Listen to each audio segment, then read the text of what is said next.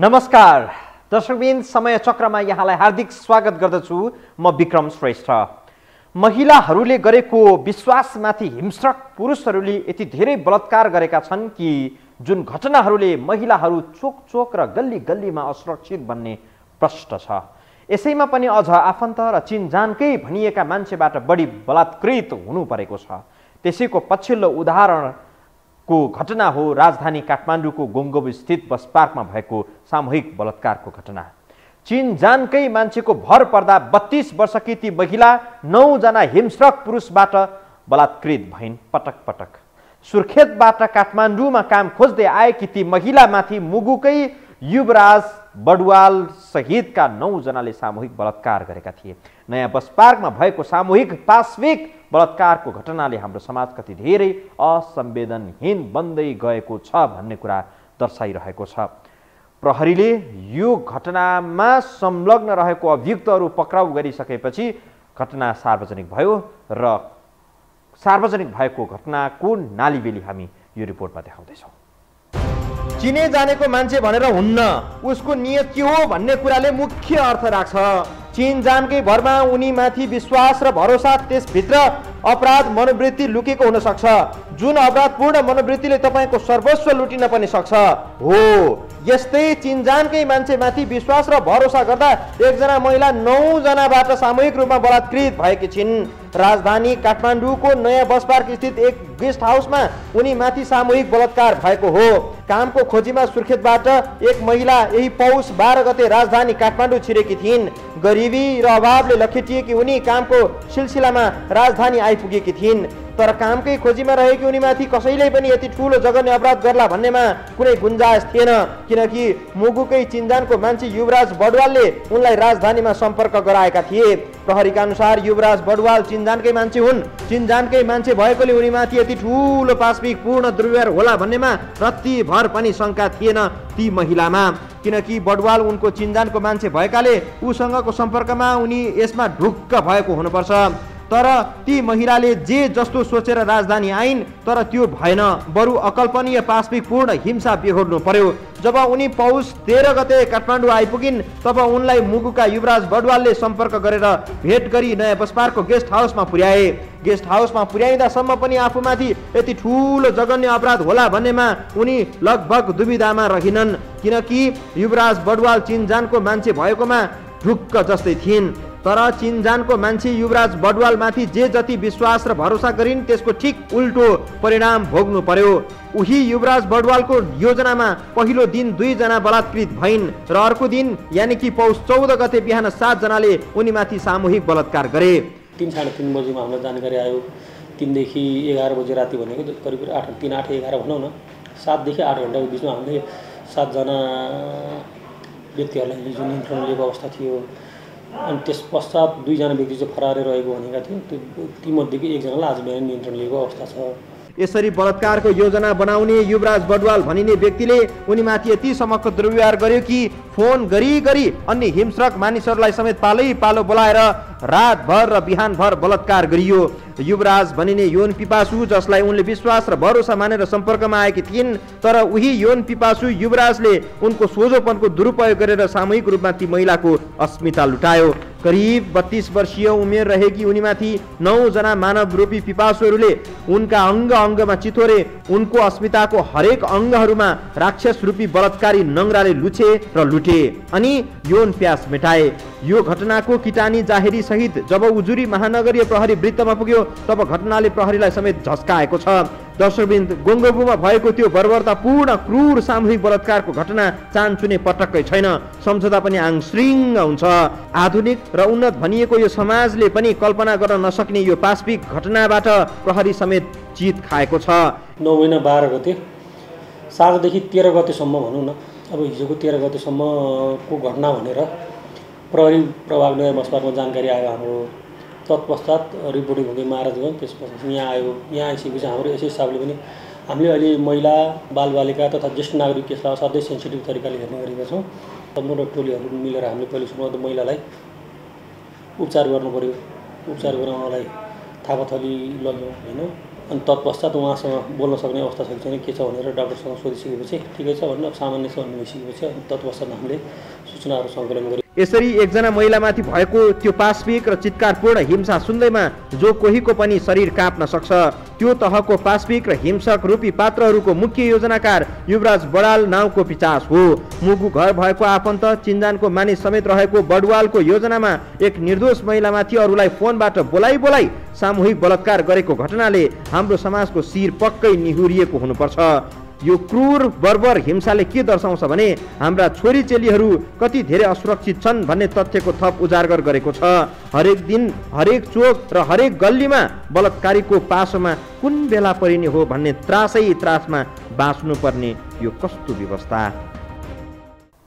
घरको आर्थिक अभाव र श्रीमान भारतमै रहेको बेला उनी काम खोज्दै काठमाडौँ आएकी थिइन्।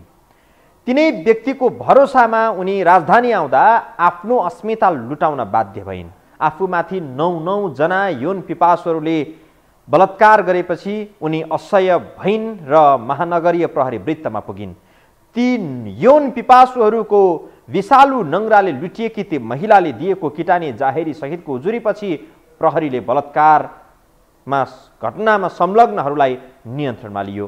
प्रहरीले बलात्कारमा संलग्नलाई नियन्त्रणमा त लियो, तर यहाँ त अचम्म यो छ कि शक्ति र पहुँचका भरमा दोषीलाई उन्मुक्ति अनि पीडितलाई थप प्रताडित बनाइने गरेको छ। भलै यो घटनामा प्रहरीले निष्पक्ष रूपमा अनुसन्धान गरोस्। नयाँ बस पार्कमा यस्ता घटना कति छन् कति। मानौ नयाँ बस पार्क अथवा यो गोङ्गोबु आसपासको क्षेत्र यौन लालसीहरूको जमघट हो, जहाँ निर्दोष महिलाहरू यसै गरी पल पलमै लुटिनु परेको छ। गोङ्गोबु क्षेत्र नयाँ बस पार्क क्षेत्रमा हुने अपराधजन्य दृष्टान्तको प्रसङ्ग सहित हामी आउनेछौँ ब्रेकपछि।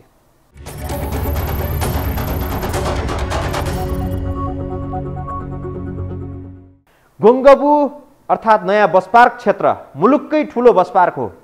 यस बस पार्कबाट लाखौँ मानिसहरू आउजाउ गर्ने गर्दछन्। यसरी आउजाउ गर्ने अनेकन मानिसहरू यही बस पार्क आसपासमै रात कटाउँछन्। उनीहरूको रातका लागि गेस्ट हाउस नै सारथी बन्ने गरेका छन्। यिनै गेस्ट हाउसले ती यौनका भोकाहरूको प्यास पनि मेटाउने गरेको छ। यस्ता प्यास मेटाएका उदाहरण त जति पनि होलान्, तर त्यही यौनको लागि रियाल चुहाउनेहरूको खास रोजाइ बन्दै गएको गोङ्गोबुको यथार्थ चाहिँ अलिक फरक छ। हेरौँ यो रिपोर्टमा।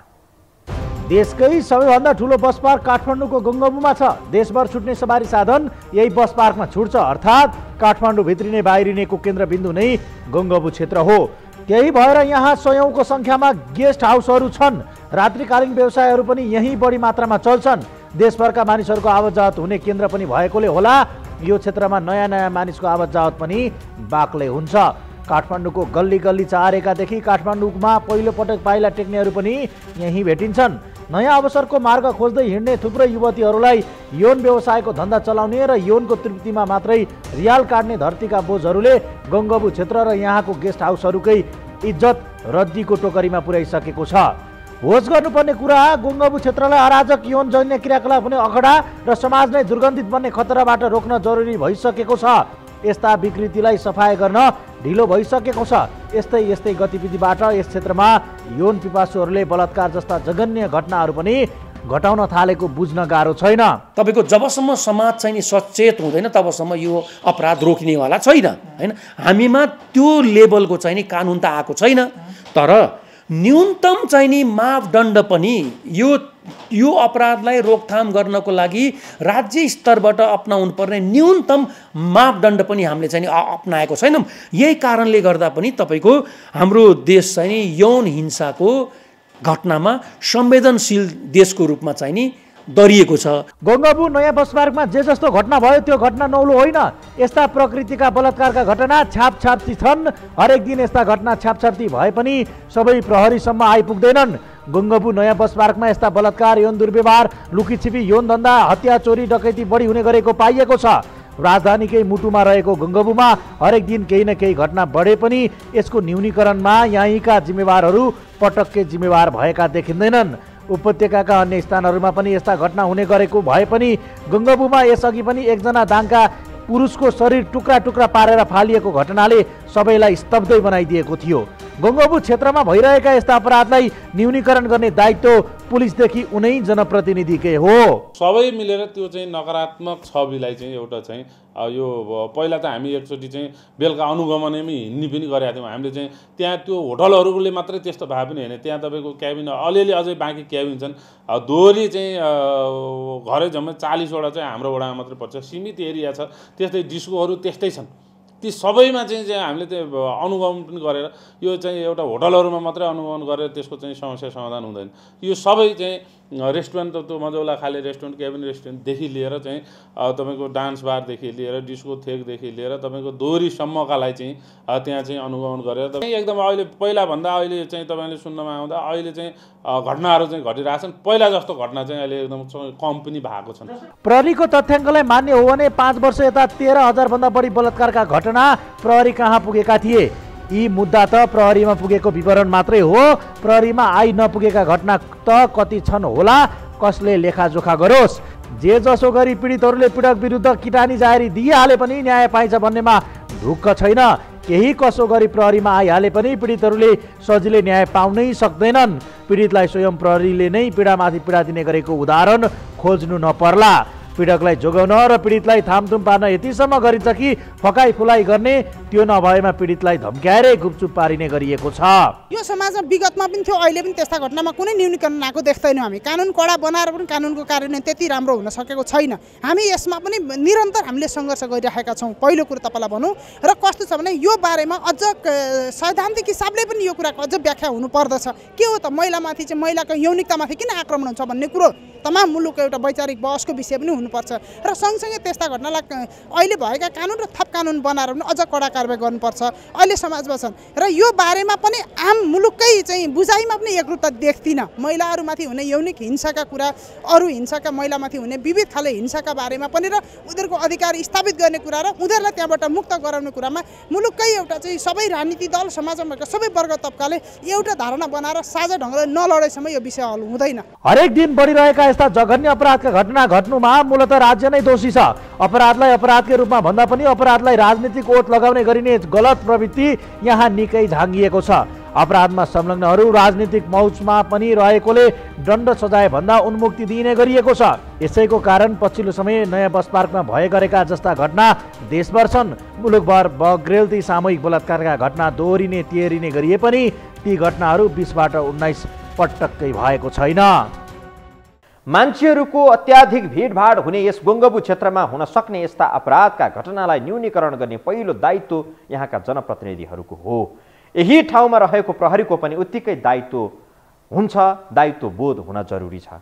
यी निकायहरूको मुख्य दायित्व भएको भए पनि यस क्षेत्रमा सामाजिक अपराधका घटना 20बाट 19 चाहिँ हुन सकेको छैन, बरु बढ्दै गएको छ।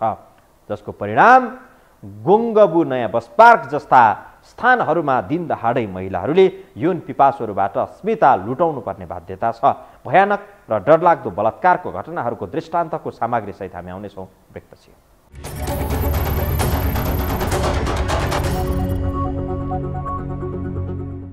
प्रहरीमा पुगेका उजुरीलाई मात्रै हेर्ने हो भने 5 वर्षमा 13,000 भन्दा बढी त बलात्कारका घटना छन्। यी त प्रहरीमा आइपुगेको मात्रै उदाहरण हुन्। यस्ता दर्जनौं घटना धेरै छन्। अधिकांश घटना पीडितलाई धम्क्याएर फकाएरै थामथुम पारिने गरिएका छन्।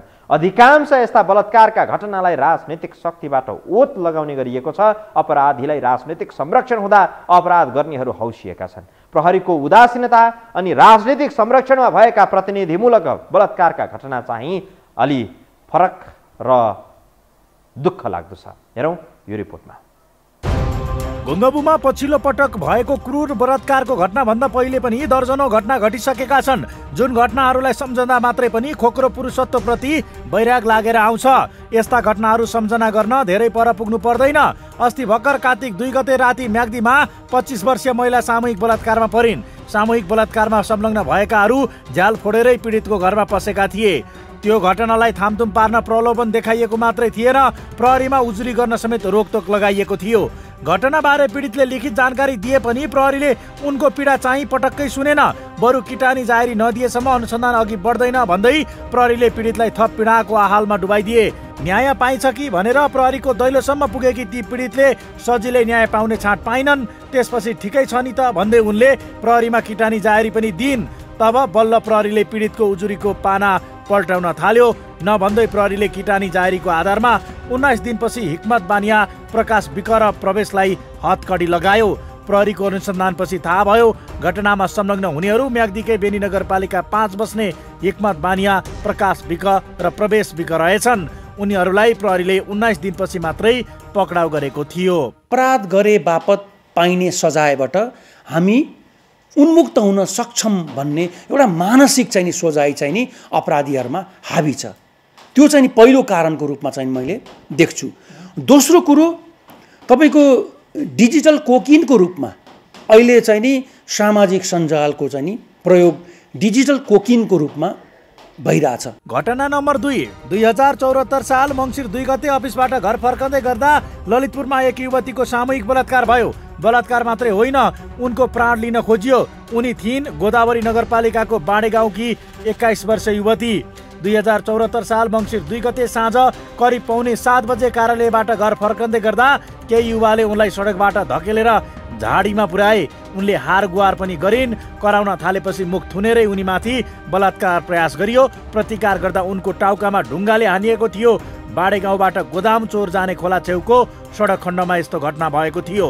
दर्शकवृन्द, यो त प्रतिनिधिमूलक उदाहरण हुन्। अहिले समाजमा म पुरुष हुँ भनेर गर्व गर्न पनि लाज लाग्ने अवस्था भइसकेको छ। समाज जति जति शिक्षित र चेतनशील बन्दै गयो भनेर भनियो, तर त्यति क्रूर अपराध कर्मबाट पिल्सिनु परेको छ।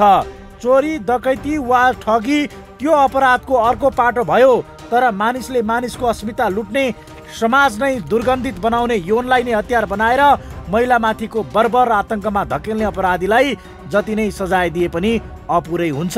नेपालमा यस्ता घटनामा उचित र स्वतन्त्र अनुसन्धान हुन नपाउँदा यस्ता कतिपय अपराधीहरू अझै पनि खुल्ला समाजमा डङ्का पिटेर हिँडिरहेका छन्। जेलभित्र कोचेका अपराधीहरूलाई नेताहरूले फुलमालाबाट अभिनन्दन गर्ने चलन चाहिँ नि नेपालमा हाबी छ। त्यो उहाँहरूले राम्रोसँग बुझ्नु भएको छ हैन। अभिनन्दन, जब जुन देशमा अपराधीलाई फुलमालाले अभिनन्दन गर्ने संस्कृति चाहिँ नि हाबी छ, त्यो देशका प्रशासन र प्रहरीबाट तपाईँ राम्रो कुराको अपेक्षा गर्न सक्नुहुन्छ? अझ लाज लाग्दो कुरा त के छ भने पुरै देश हाँक्ने योजनामा हिँडेका हाम्रा राजनीतिक कर्मीहरू यस्तै अपराधमा संलग्नहरूलाई कार्यकर्ता बनाउने, सजायबाट उन्मुक्ति दिने, लुकाउने, छुपाउने घिनलाग्दो हरकतमा सक्रिय छन्। अपराधीलाई कठालोमा समातेर प्रहरीको कठघरामा उभ्याउन सहयोग गर्नु त कता हो कता, उल्टै संरक्षण दिने, प्रहरीलाई तुकातु अनुसन्धान गर्न कानुनी बाटो नै बन्द गरिदिने, अनेक झमेलामा पारिदिने गर्दा यस्ता यौन पिपासुहरूले मलजल पाइरहेकोमा दुई मत छैन। नेपाल प्रहरीले पनि हात हाल्न सक्छ हेर्नुहोस्, तर उसलाई ग्रिन सिग्नल चाहिँ नि दिनु पर्यो नि त। नेपाल प्रहरीको माथवर चाहिँ नि सङ्गठनले, माथवर मन्त्रालयले जबसम्म आँखा झिम्काउँदैन नि नेपाल प्रहरी 1 इन्च पनि मुभ गर्न सक्दैन हैन। उसले चाहिँ नि ग्रिन सिग्नल दियोस् त, ल अपराधको निर्मूलीकरणको लागि, अपराधीलाई चाहिँ नि ठेगाना लगाउनको लागि र मुलुकमा शान्ति सुव्यवस्था चाहिँ नि कायम गराउनको लागि तपाईँ कडाइका साथ चाहिँ नि जानुस्, गो हेड भनेर चाहिँ नि ग्रिन सिग्नल चाहिँ नि दियोस् त, नेपाल प्रहरीले गर्न सक्छ। अर्को कुरा, घटना तातो हुँदा सबैले चासो गर्ने, तर घटना सेलाउँदै गएपछि सरकारवालाहरूले समेत चासो नदिँदा बेवास्ता गर्दा प्रहरीको निष्क्रियता बढ्दै जाने गरेको देखिन्छ। होइन भने निर्मला पन्त जस्ती बालिकाहरूले न्याय पाउन किन ढिलाइ भयो? प्रहरीका उच्च अधिकारीहरूले निर्मला पन्तहरूलाई किन बिर्सिरहेका छन्?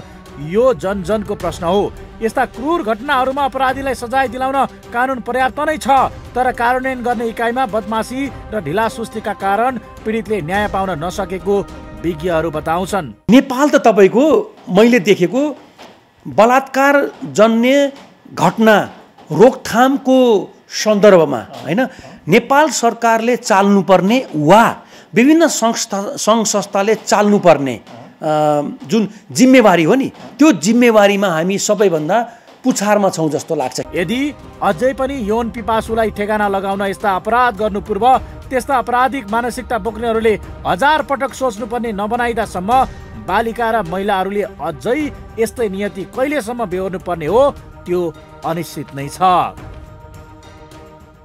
पछिल्लो समय बलात्कारका घटना बढ्नुमा मूलतः राज्य संयन्त्र जिम्मेवार छ। राज्य संयन्त्र अन्तर्गतको प्रहरीको अनुसन्धानमा राजनैतिक प्रभाव पार्ने अत्यन्तै गलत प्रवृत्ति छ अनि यो सँगै पीडितको उजुरीमाथि प्रहरी समेत गम्भीर बन्न नसक्दा त्यसले दुःखद परिणामहरू दिइरहेको छ। प्रहरीले समयमै एक्सन लिन नसक्दा बलात्कारीहरू शक्तिको चलखेल गर्ने मौका पाउने गरेका छन्, जसले गर्दा घटनालाई तुहाउने र अन्तमा दोषीलाई दण्ड र सजाय होइन उन्मुक्तिको बाटोतर्फ उन्मुख गराइरहेको छ। बलात्कार जस्तो जघन्य अपराधको घटनाले महिलाहरू चोक अनि गल्ली गल्लीमा असुरक्षित मात्रै भएका छैनन्, उनीहरू अनाहकमै लुटाएर मारिनुपर्ने बाध्यता पनि सिर्जना भइरहेको छ। यो कहिलेसम्म?